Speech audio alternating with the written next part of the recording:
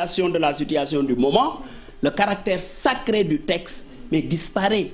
C'est la raison pour laquelle je crois que les historiens, les politologues connaissent un peu la rigueur constitutionnelle au niveau des États-Unis, par exemple. Mais cette décision se justifie, le fait de vouloir restaurer le poste de Premier ministre. Je pense que toucher la Constitution est un fait, mais le toucher positivement est un autre fait.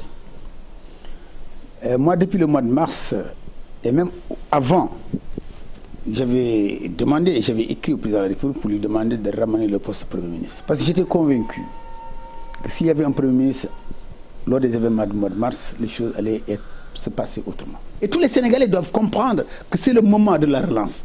C'est véritablement lorsque le Premier ministre va être en place que les éléments essentiels de la gouvernance seront mis en place dans la perspective de notre projet de 2022, le PAP 2. Que prépare le président Macky Sall à travers cette décision à quelques 2 mois des locales et 8 mois des élections législatives? Une interrogation du président du Parti républicain pour le progrès. Tout le monde sait que dans la disposition actuelle, il lui est impossible de dissoudre l'Assemblée nationale, alors qu'il est minoritaire à Dakar, minoritaire à l'intérieur du pays. Que prépare-t-il dans ce sens-là? C'est pourquoi il faudrait toujours aller au-delà du premier degré en termes de réflexion, mais voir ce qu'il prévoit. Non, vous savez, il n'y a aucun calcul politique. D'ailleurs, beaucoup pensaient que justement ce poste de Premier ministre a été supprimé pour des raisons politiques. Alors que la preuve est là. C'est-à-dire que c'était dans un contexte économique et social bien déterminé. Pour le secrétaire général du SAEMS, le temps les a donné raison. Ils avaient marqué leur opposition à la décision de supprimer le poste de Premier ministre. Et d'ailleurs, le protocole d'accord que nous avons signé avec le gouvernement du Sénégal disait, pour le dernier point, que le Premier ministre, chef du gouvernement, doit assurer les travaux du monitoring. C'est lui qui préside les monitorings. En le disant, on n'a pas besoin d'être un politique ou un analyste pour pouvoir comprendre les choses. Après adoption par le Conseil des ministres, le projet de loi portant révision de la Constitution sera soumis en procédure d'urgence aux députés. Et on parle toujours politique, on s'intéresse au slogan chez Macky Sall et son gouvernement du Yoonu Yokkute au fast track. On en compte à l'appel, cher Tidiane. Et pour le rédacteur en chef d'Africa Check, le problème, c'est le décalage entre ce qui est déclaré dans ces slogans et l'action concrète de Samba Dialimpa Badji que je vous propose d'écouter. Tous les différents slogans qui sont sortis par Macky Sall et son gouvernement correspondent à une période précise. D'abord, prenons le candidat Macky Sall.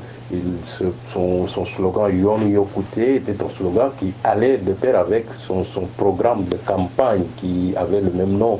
Et on verra que, par exemple, quand Macky Sall est arrivé au pouvoir, il a concocté un nouveau programme qui est le PSE et donc toute la communication tournait autour de ce PSE. Et on note qu'en cette même période, il y a eu aussi un autre slogan qui était sorti, qui était la patrie avant le parti, etc. Et après sa réélection en 2019, il parlait de plus en plus de fast track.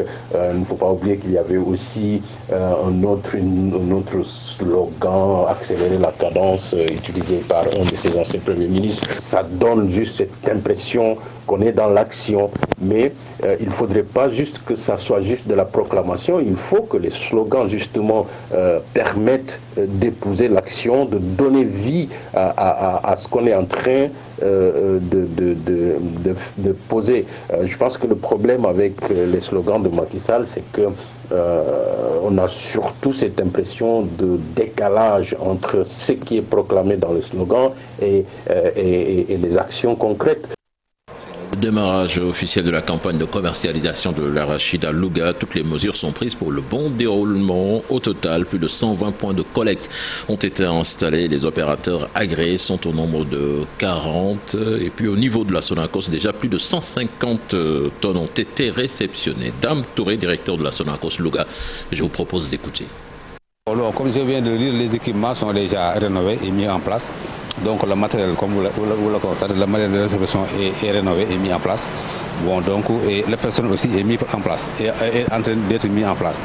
Donc aujourd'hui, si nous avons suffisamment de camions, nous pouvons réceptionner jusqu'à 60 jours. Et en plus aussi, les fonds sont disponibles au niveau de nos banques locales. Parce que cette année, les chèques sont établis au niveau de Louga. Donc dès qu'un opérateur de décharge, aujourd'hui, le lendemain, il est payé. Donc nous avons reçu à peu près 150 tonnes. Bon, c'est vrai que la campagne a démarré aujourd'hui, donc aujourd'hui nous avons réceptionné à peu près 100 tonnes. Mais aussi, comme je l'avais dit tantôt, nous avions donné des semences à des opérateurs, à des producteurs, donc on est en train de récupérer aussi ces remboursements-là. Pour l'année passée, nous avions attribué 120 points aux opérateurs.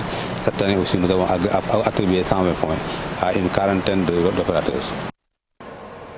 Voilà, c'était donc là l'essentiel de ce 6h30 Info. Merci beaucoup. L'actualité nationale revient aux alentours de 7h. Tout de suite, les actualités internationales et on reste avec toi, cher Tidiane Diao.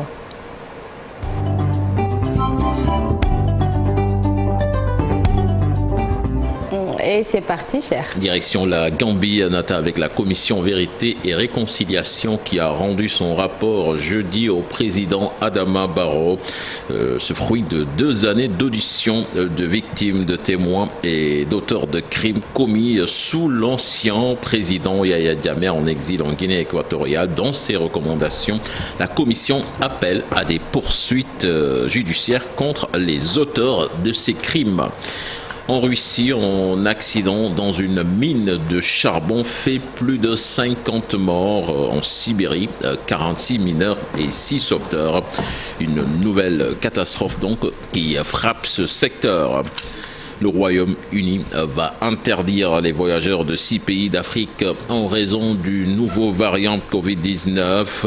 Le Royaume-Uni donc l'a annoncé ce jeudi et ces pays concernés sont l'Afrique du Sud, avec la découverte d'un nouveau variant aux multiples mutations. La Namibie, le Zimbabwe sont également concernés.